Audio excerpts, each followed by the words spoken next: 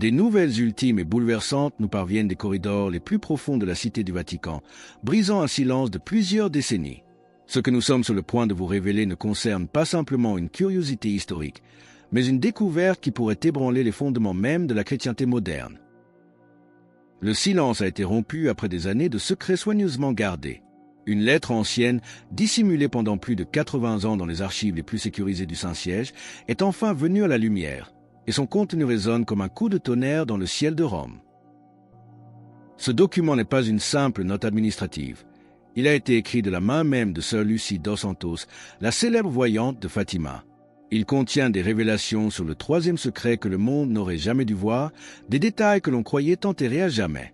La découverte est toute récente. Elle a eu lieu il y a à peine 3 jours, le 27 décembre, alors que des travaux de restauration apparemment banals étaient en cours dans l'aile du Vatican. C'est Monseigneur Giuseppe Toretti, un archiviste vétéran avec 23 ans de service fidèle, qui a fait cette trouvaille extraordinaire. Alors qu'il déplaçait des documents endommagés, son attention a été attirée par une vieille caisse en bois qui semblait anodine. Mais en l'examinant de plus près, il a découvert un double fond ingénieux. Cachée là, reposait une enveloppe scellée, restée intacte et inviolée depuis 1944, portant l'écriture inconfondable de la bergère devenue religieuse.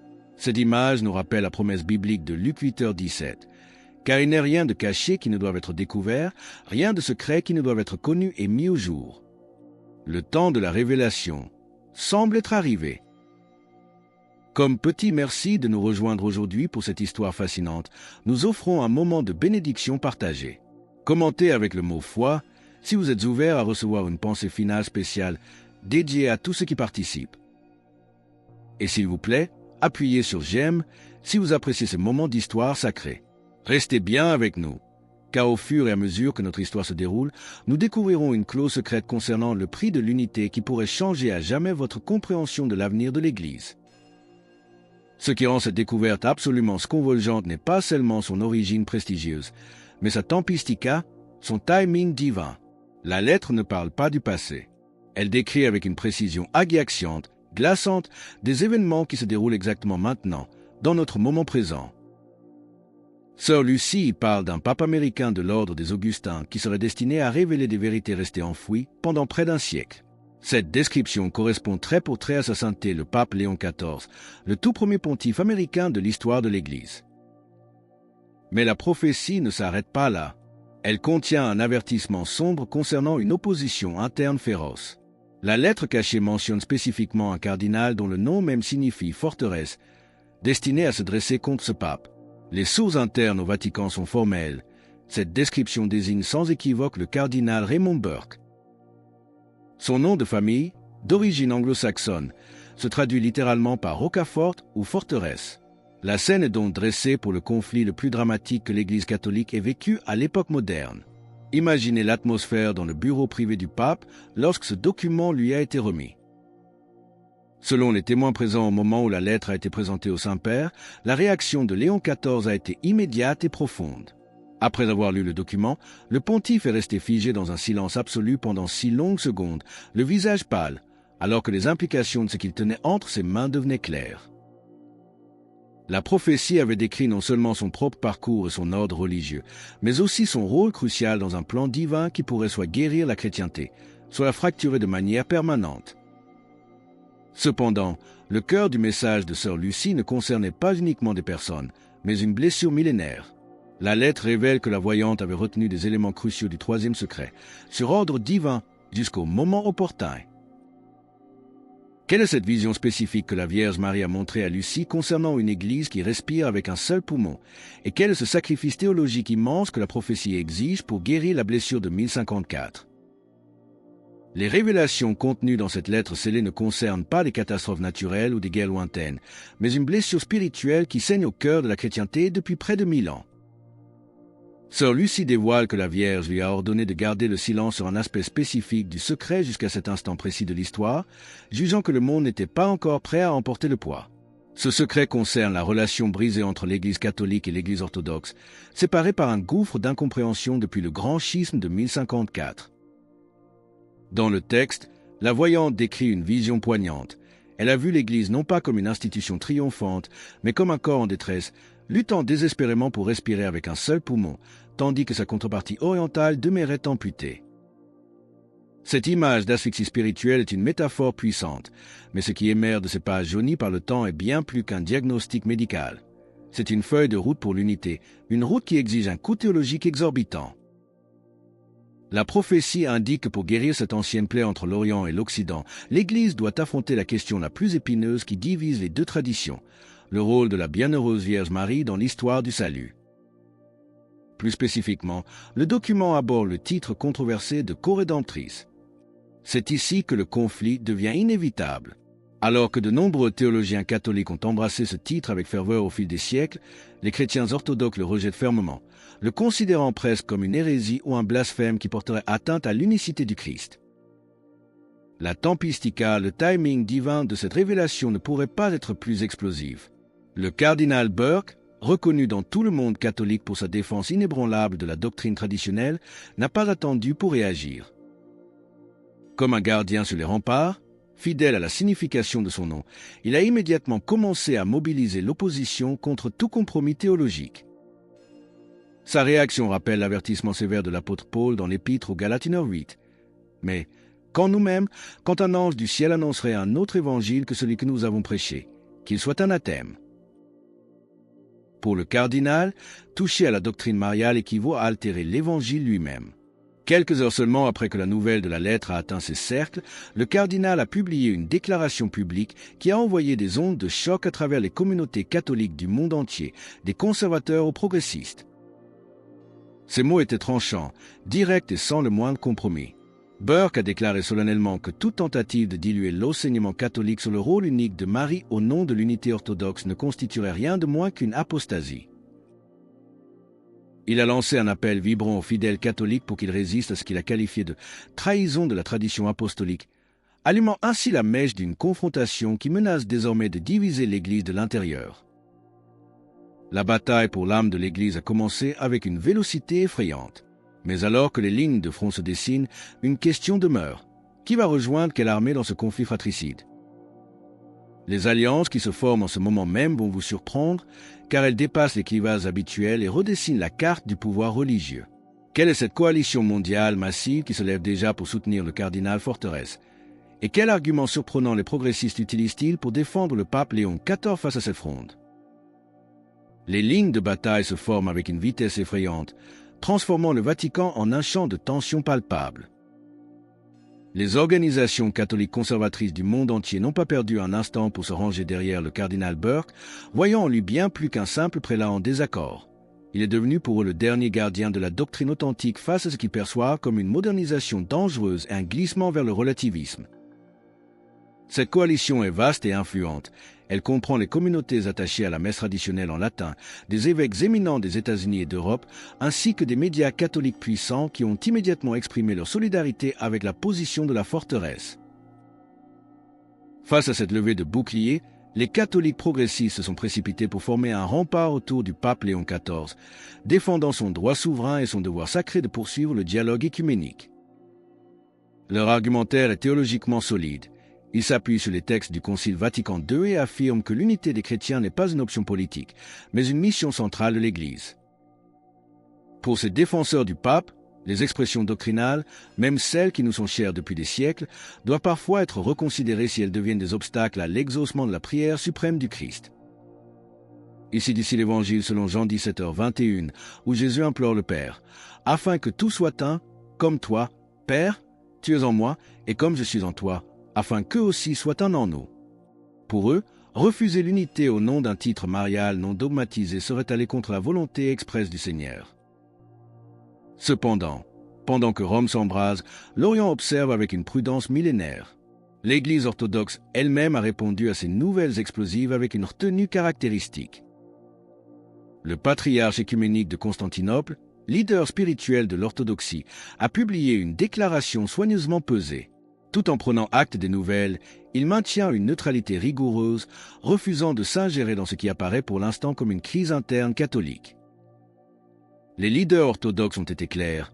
Ils ne se laisseront pas entraîner dans les conflits de Rome, préférant observer les développements à distance, comme des sages qui ont trop vu l'histoire se répéter pour s'emballer prématurément. Cette réponse mesurée révèle la fragilité extrême de la situation. Le dialogue catholique-orthodoxe a toujours été lent, entravé par des désaccords fondamentaux sur l'autorité papale, précisément sur la doctrine mariale. L'Église orthodoxe a la mémoire longue. Elle se souvient douloureusement des tentatives de réunion passées qui se sont soldées par des échecs cuisants et une méfiance accrue. Le spectre du Concile de Florence de 1439 plane sur les esprits.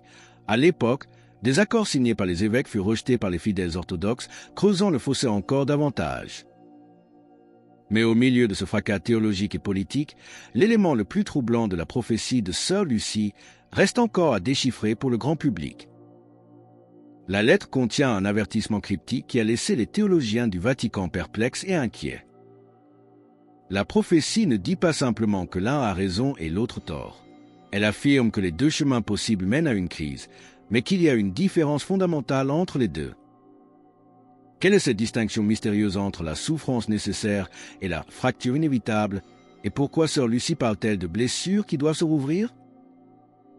L'élément le plus troublant de la prophétie réside peut-être dans son avertissement selon lequel les deux chemins possibles mènent à la crise, mais que seul l'un d'eux réalise le plan du ciel. Cette affirmation cryptique a laissé les théologiens du Vatican en grande difficulté. Sœur Lucie ne parle pas d'éviter la souffrance, mais de choisir la bonne souffrance. Elle évoque des blessures qui doivent se rouvrir avant que la véritable guérison ne puisse commencer. Cette métaphore chirurgicale est brutale. Pour soigner une fracture mal consolidée, il faut parfois recasser l'os. La lettre décrit une rupture qui précède l'unité, suggérant que le chemin vers la réconciliation chrétienne traverse un territoire aride qui mettra à l'épreuve la foi des croyants des deux côtés. Beaucoup rejetteront la vérité révélée, la qualifiant d'hérésie, tandis que d'autres l'embrasseront comme une libération attendue depuis des siècles.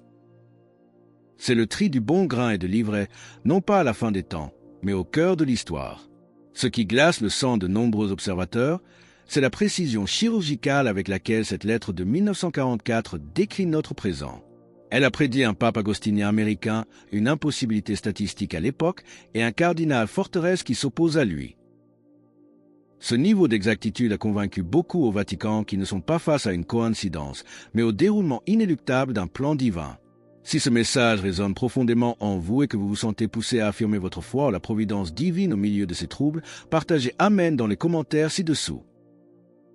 C'est une façon de dire « Seigneur, je te fais confiance, quelle que soit la tempête ».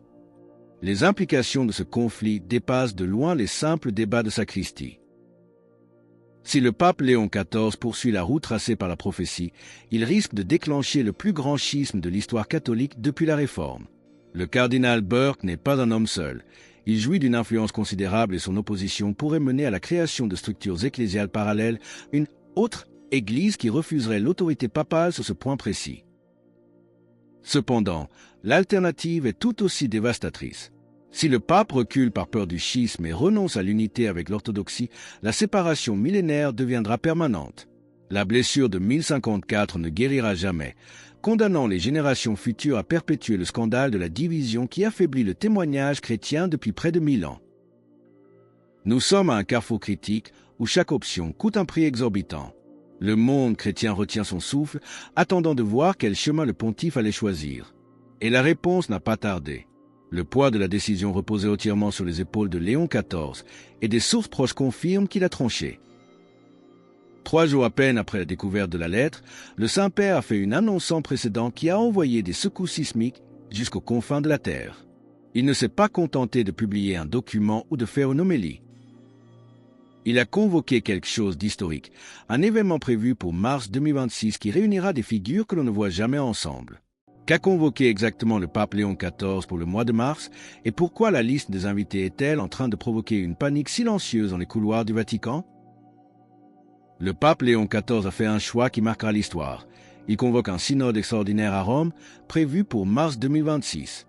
Ce rassemblement représente quelque chose de totalement inédit dans l'histoire moderne de l'Église.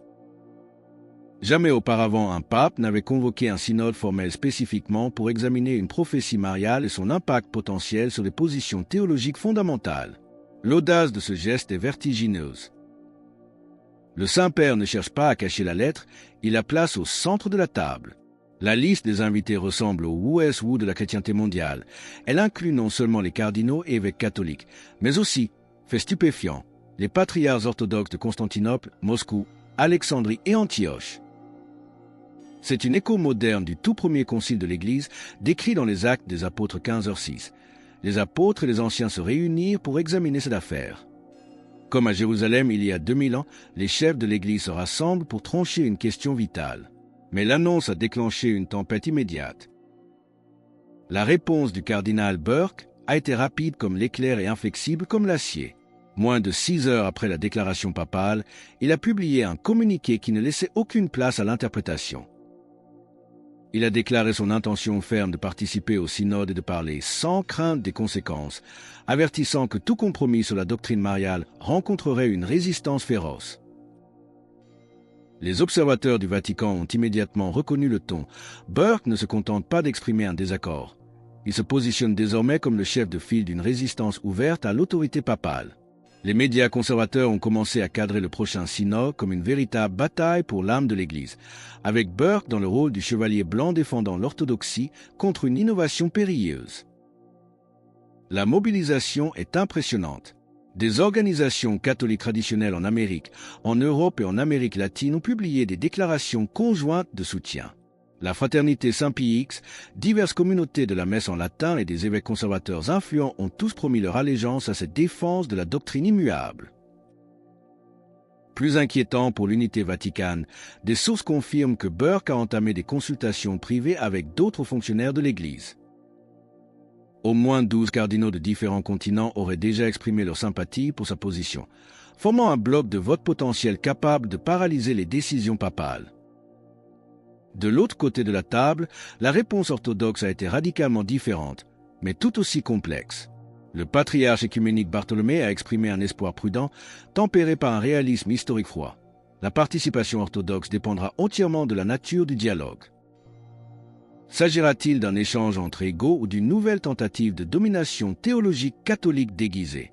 Le patriarche Kirill de Moscou a adopté une ligne beaucoup plus dure, remettant en question la capacité même de l'Église catholique à dialoguer alors qu'elle semble s'y fracturer en interne. Sa remarque est cinglante. Comment négocier avec une Église qui ne s'entend pas elle-même? Le pape Léon XIV se trouve donc face à une tâche herculéenne. Pour réussir, il doit non seulement naviguer à travers une quasi-insurrection interne menée par ses propres cardinaux, mais aussi convaincre des leaders orthodoxes sceptiques que cette fois-ci, c'est différent. Cependant, au milieu de ce chaos politique et religieux, l'attention se tourne à nouveau vers l'objet du scandale, la lettre elle-même. La Congrégation pour la doctrine de la foi a lancé une enquête scientifique et théologique sur le document de Sœur Lucie. Ce qu'ils ont découvert dans l'encre, le papier et surtout dans les détails prophétiques concernant l'année 1965 défie toute explication rationnelle. Quels sont ces détails impossibles que la lettre a prédits avec des décennies d'avance et qui ont convaincu même les plus sceptiques du Vatican de son origine surnaturelle? La lettre elle-même est devenue l'objet d'un examen forensique d'une rigueur absolue. La Congrégation pour la doctrine de la foi a institué une commission spéciale pour scruter chaque fibre du document, analysant aussi bien l'authenticité matérielle que les implications théologiques. Les premiers rapports scientifiques sont formels. L'analyse de la graphie, la datation au carbone du papier et la composition chimique de l'encre confirment tous, sans l'ombre d'un doute, l'origine du document en 1944 et la paternité de Sœur Lucie. Il n'y a pas de fraude. Mais ce qui a réellement stupéfié les experts, c'est le contenu prophétique.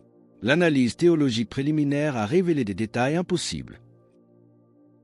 La lettre contient des références spécifiques à des développements futurs dans les relations catholiques-orthodoxes qui ne se sont produits que des décennies plus tard. Le document mentionne explicitement la levée réciproque des excommunications de 1965 entre le pape Paul VI et le patriarche Athénagora, un événement historique imprévisible en 1944. Elle décrit également l'institution de commissions formelles pour le dialogue théologique et détaille même les controverses spécifiques qui surgiraient bien plus tard. Cette précision chirurgicale a convaincu de nombreux officiels du Vatican qui sont face à une authentique révélation surnaturelle. Le cardinal Luis Ladaria, préfet de la congrégation, a même admis en privé à ses collègues que l'exactitude de la lettre concernant ces événements futurs défie toute explication naturelle. C'est la signature de Dieu. Cependant, Cette authentification n'a fait qu'approfondir le fossé au sein de l'Église. Les organisations catholiques progressistes, la Commission internationale sur la liturgie et diverses universités ont accueilli l'initiative du pape comme un pas attendu depuis trop longtemps. Pour rejoindre notre communauté et ne manquer aucune mise à jour sur cette crise historique qui redéfinit notre foi, pensez à cliquer sur j'aime et à vous abonner dès maintenant. Ces voix progressistes soutiennent que la plus grande tradition de l'Église est l'unité elle-même. Ils affirment que si des formulations doctrinales, aussi anciennes soient-elles, empêchent l'accomplissement du désir explicite du Christ pour l'unité des chrétiens, alors ces formulations doivent être ouvertes à la reconsidération. Ils voient dans ce synode l'œuvre de l'Esprit Saint. À l'opposé, la réaction des traditionalistes est un mélange d'alarme et de colère sacrée. Des sites web catholiques influents et des leaders d'opinion sur les réseaux sociaux ont commencé à avertir d'une imminente apostasie qui menace les fondations mêmes de la foi. L'expression « fausse unité » est devenue leur cri de ralliement. Ils pointent du doigt les leçons de l'histoire, rappelant les tentatives de réunion ratées parce qu'elles étaient construites sur des compromis théologiques que personne ne pouvait authentiquement accepter. Pour eux, le pape s'apprête à brader la vérité pour une paix politique illusoire. Alors que nous entrons dans les toutes dernières heures de décembre 2025, la tension à l'intérieur des murs du Vatican a atteint un point de rupture critique. Le pape Léon XIV ne se bat pas seulement contre des cardinaux rebelles ou des doutes théologiques. Il semble qu'un signe extérieur, visible par tous à Rome, soit en train de se manifester pour accompagner la lutte intérieure du pontife. Quel est ce phénomène météorologique étrange qui frappe la place Saint-Pierre pour la première fois depuis 40 ans et que fait le pape, seul, enfermé dans sa chapelle privée, alors que le destin du christianisme pèse sur ses épaules? Alors que nous entrons dans les toutes dernières heures de décembre 2025, la tension spirituelle à Rome est palpable, presque physique. Des sources proches des appartements papaux révèlent que le pape Léon XIV a passé les 3 derniers jours dans une prière continue, s'enfermant dans un silence qui inquiète son entourage. Le poids de la prophétie de sœur Lucie a transformé le pontife. Le personnel vatican note un changement profond dans son comportement depuis qu'il a tenu cette lettre entre ses mains. Monseigneur Antonio Marchetti, son secrétaire de longue date, a confié que le Saint-Père a à peine dormi, se retirant chaque nuit dans sa chapelle privée pour des heures d'agonie spirituelle. Il prie devant un crucifix historique qui orne les quartiers papaux depuis plus de 2 siècles. Ce même Christ en croix qui a écouté les supplications des papes durant les 2 guerres mondiales est maintenant le témoin muet d'une lutte qui pourrait déterminer l'avenir même du christianisme. Cette scène évoque puissamment le combat de Jésus à Gethsémani, Luc 22h44. Étant en agonie, il priait plus instamment, et sa sueur devint comme des grumeaux de sang qui tombaient à terre. Le pape comprend que sa décision résonnera pour l'éternité. Il tient entre ses mains soit l'unité retrouvée de 2 milliards de chrétiens, soit leur séparation permanente. L'élément le plus troublant de la prophétie continue de se dévoiler avec une précision qui glace le sang. Sœur Lucie avait écrit que le pape américain affronterait sa plus grande épreuve au cœur de l'hiver, lorsque le souffle même de l'Église s'emburait dans l'air froid de l'incertitude. Et voilà que le ciel lui-même semble obéir à la prophétie. Les météorologues vaticans confirment que Rome vit son mois de décembre le plus froid des 40 dernières années. Fait rarissime et hautement symbolique, la neige tombe sur la place Saint-Pierre pour la première fois depuis 1985, recouvrant le cœur de la catholicité d'un manteau blanc et silencieux. Pendant ce temps, dans l'ombre de cette tempête hivernale, le cardinal Burke n'est pas resté inactif. Des rapports de renseignements indiquent qu'il a mené des rencontres secrètes avec des évêques conservateurs venus du monde entier, loin de la surveillance vaticane. Il ne se contente pas de prier, il planifie une résistance coordonnée. Leur stratégie est sophistiquée. Plutôt que de simplement s'opposer, ils construisent un réseau prêt à déclarer invalide et non contraignant tout compromis théologique qui émergerait du synode de mars. C'est un défi direct à l'autorité papale d'une ampleur inédite depuis la réforme protestante du XVIe siècle. Le monde est témoin d'une prophétie qui se déroule sous nos yeux. La lettre cachée de sœur Lucie a brisé 80 ans de silence pour révéler un plan divin qui place le pape Léon XIV au carrefour le plus critique de l'histoire chrétienne. Le synode de mars 2026 approche comme un orage inévitable, portant en son sein la promesse d'une unité miraculeuse ou la menace d'un schisme dévastateur. La forteresse du cardinal Burke est prête à la bataille, tandis que les patriarches orthodoxes observent depuis leurs rives lointaines. L'histoire se souviendra de ces derniers jours de 2025 comme le moment où le plan du ciel a percuté de plein fouet la volonté humaine. La prophétie a parlé, mais la réponse appartient à Dieu. Alors que nous concluons sur ce récit fascinant qui mêle mystique et géopolitique, nous vous invitons à déclarer votre foi au-dessus de toute division humaine. Commentez Jésus est roi ci-dessous pour affirmer cette vérité suprême avec nous. Et votre parcours ne doit pas s'arrêter ici. Cliquez sur la vidéo qui apparaît maintenant sur votre écran pour un autre message puissant que nous avons préparé pour vous, car la veille spirituelle ne fait que commencer.